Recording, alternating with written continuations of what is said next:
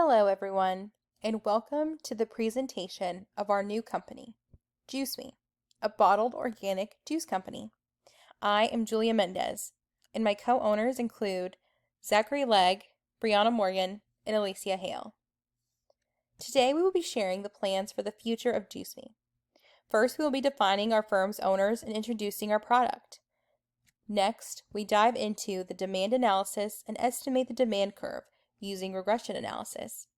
Section 3 of our presentation will calculate the point elasticity of demand, followed by the effect of advertising on sales. Lastly, we will take a look at business forecasting and see the forecasted sales in the first quarter of 2021 using extrapolation. All right, now that we have an overview of what's to come, let's meet the team. First, we have Brianna Morgan. Brianna is our wonderful CEO. She is an amateur chef and a U of M MBA candidate. Next, we have yours truly, Julia Mendez, a fellow U of M candidate, avid reader, and VP of Finance. Miss Alicia Hale is our next team member. She is a U of M candidate as well, a wonderful entertainer, and the incredible VP of Marketing and Communications for JuiceMe. Last, but certainly not least, we have Zachary Legg. He is our VP of Operations, a fellow MBA candidate, and when he is not in the office, you can find him on the slopes. Together, we have created a wonderful company that we cannot wait to share with you. Now, let's get into exactly what is the JuiceMe Company. We are organic juice producers that sell flavorful, bottled, organic juices. Our company strives to provide a product that is an economical and easy way to consume amazing health benefits. Organic juices provide our customers with a rich source of antioxidants, such as vitamin A and vitamin C, as well as boost the immune system, aids to balance cholesterol, and may help reverse the signs of aging. Produced with high-quality machines and accurate technique, our juices can provide up to 90% of plants' nutrients made into them. JuiceMe's variety of delicious juice recipes include flavors not commonly found in everyday grocery stores. With a fresh and tasty new way to absorb essential vitamins and minerals, JuiceMe juices can be the answer to anyone's health goals. Our bodies can easily assimilate live juices. Therefore, all the nutrients of organic juices start functioning quickly by doing the action cleansing, detoxifying, nourishing, and balancing to repair and maintain our organs and cells. The JuiceMe family will always choose organic to provide the finest nourishment and refreshing taste. Thank you, Julia.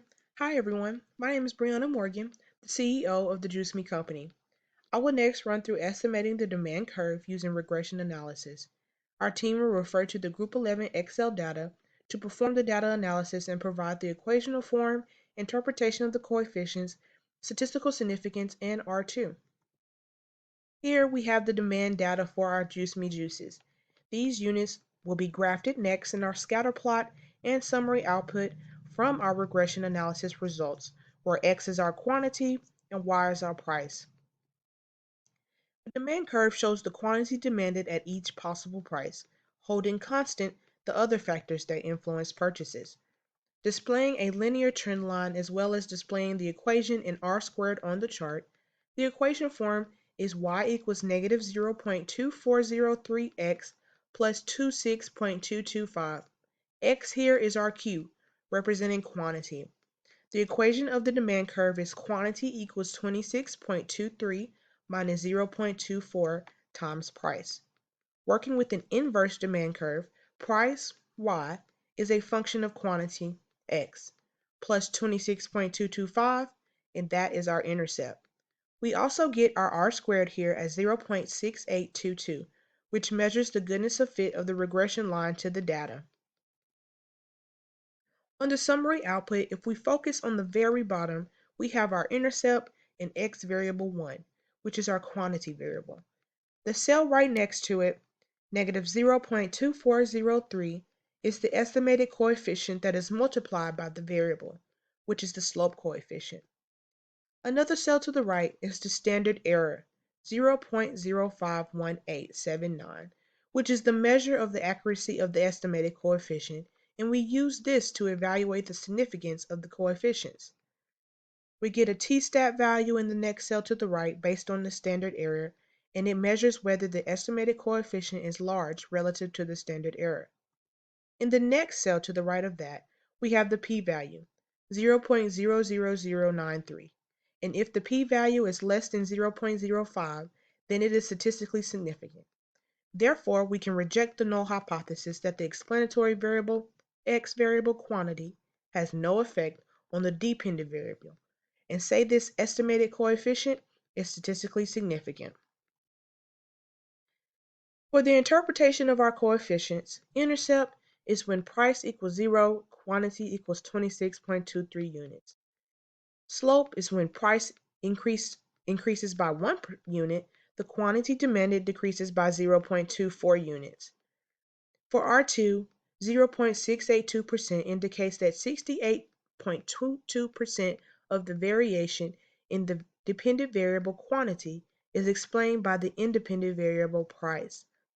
As for statistical significance, when p-value is less than 0.05, the variable is significant at 5% level of significance. Our intercept is significant and the slope coefficient is significant. Lastly, R2 must lie between 0 and 1. At 0.6822, that tells us that 68% of the variance in our independent variable price is predictable from the dependent variable quantity. The limitations of our specification. According to the economic theory, demand depends on variables other than price only. Demand depends on factors like price of substitutes, complements, income, taste, and preferences. Thus, the model lacks important variables on which demand depends. Thus, there are omitted variables in this model. If any relevant factor other than price of a product changes, it will cause a shift along the demand curve rather than movement along the demand curve. So we assume that other factors that might affect the quantity demanded, such as income and price of related goods, remain constant during this relevant period. A demand function with price as the only explanatory variable defines a demand curve. This demand function curve is linear. Next, we'll calculate the point of elasticity for one chosen value of quantity demanded. Then we will interpret the elasticity and what this information means for the JuiceMe company. Point elasticity of demand can be calculated by the formula of percentage change in quantity demanded divided by the percentage change in price. Our calculation for percentage change in quantity came out to be negative 7.14, and the percentage change in price came out to be 28.57. For the results of point elasticity, we divide these units and we get negative 0.2499, which comes out to be 0.25. Since this amount is smaller than 1, we know that the demand is inelastic in this interval. Interpreting our elasticity, we know that price elasticities of demand are always negative since price and quantity demanded always move in the opposite direction of the demand curve. But by convention, we talk about elasticities as positive numbers, and mathematically, we take the absolute value of the result. The calculated point elasticity means that along the demand curve between point B and point A, if the price changes by 1%, the quantity demanded will change by 0.25%. A change in the price will result in a smaller percentage change in the quantity demanded. So for example, a 10% increase in the price will result in only a 2.5% decrease in quantity demanded. What does this mean for the JuiceMe company? Well, more flexibility with prices. An inelastic demand can be described as not very responsive, and a given percentage change in price will cause a smaller percentage change in quantity demanded or supplied.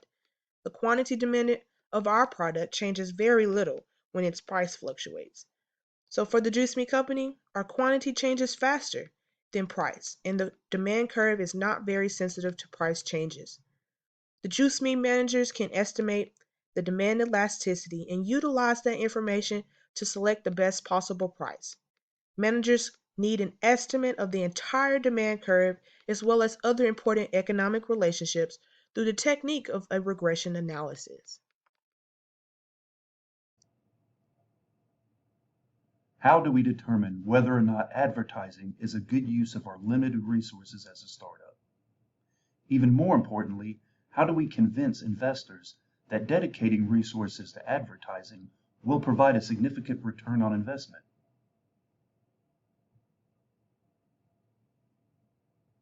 Regression analysis allows us to determine whether or not a relationship exists between two or more variables. In our case, we want to determine whether or not an increased number of paid advertisements increases the demand for our product. We will do so using both linear and quadratic regression.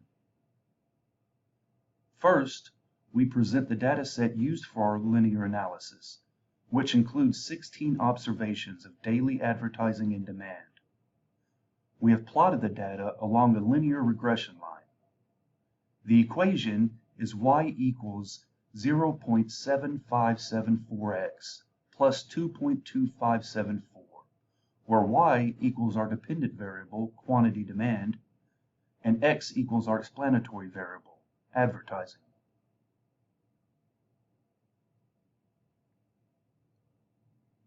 Next, we expand our model to quadratic regression by squaring the x variable. The quadratic equation is y equals negative 0.0464x squared plus 1.4533x plus 0.6336, and the quadratic regression line curves along the data points.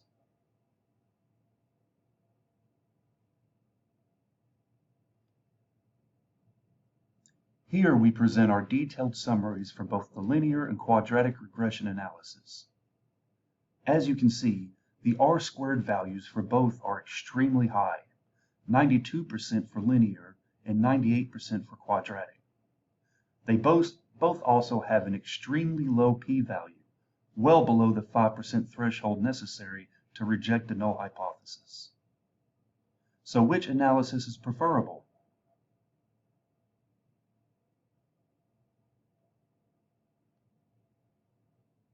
In our case, quadratic analysis is preferable. It simply fits the data better. Not only does it indicate a correlation between advertising frequency and product demand, but it also follows market penetration and saturation, which can be visualized in the quadratic model by the demand eventually leveling off as advertising increases. This highlights the real-world factor of a finite customer field. At some point, all potential customers have been reached and demand can no longer grow.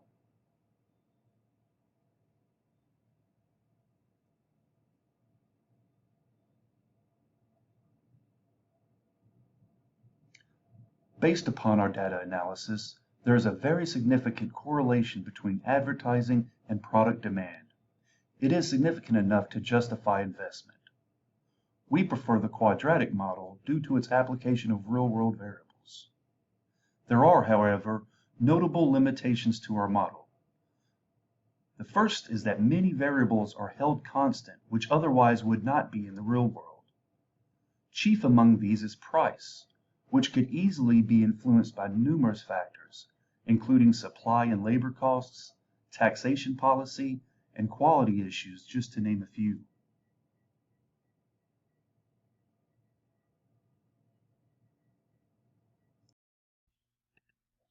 Hello, my name is Alicia Hale, and I'm a VP with JuiceMe. I'm also a University of Memphis candidate for MBA. I'm going to talk to you today about forecasting company sales.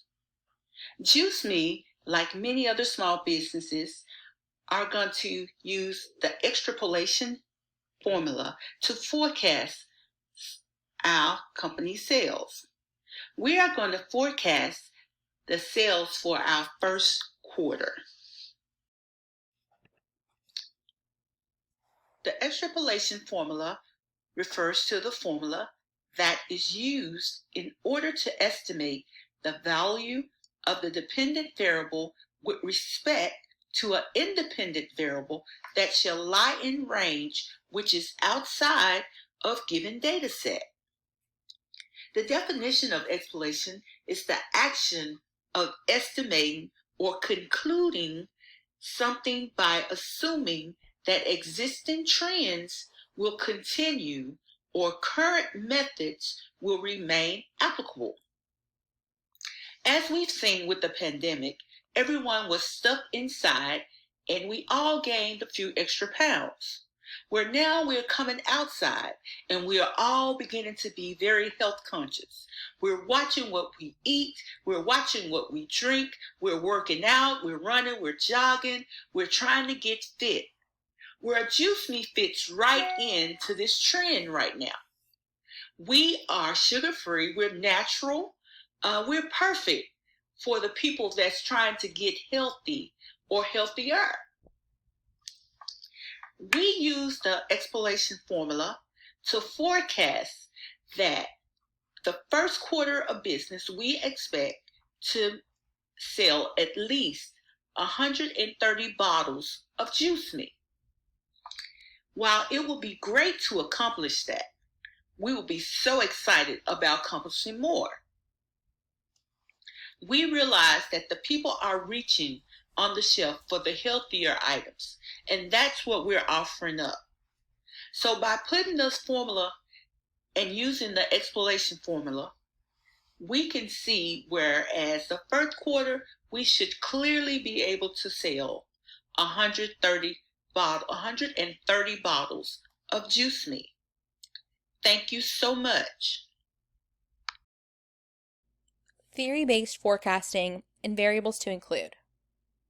Causal forecasting, also known as theory-based forecasting, is another valuable tool we can use to predict our needs and success.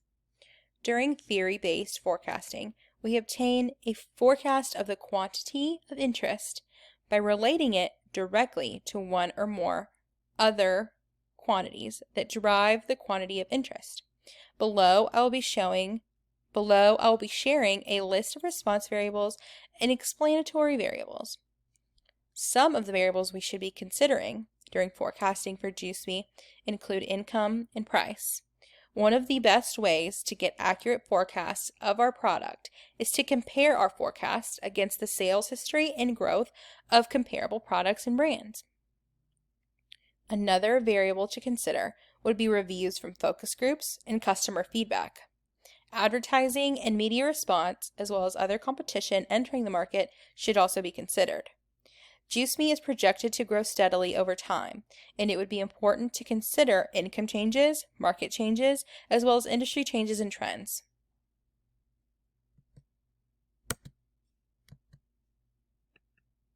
Thank you so much for coming to our presentation. We are so glad that we were able to share our company with you and hope that you found it interesting. If you have any questions, please let us know. Thank you.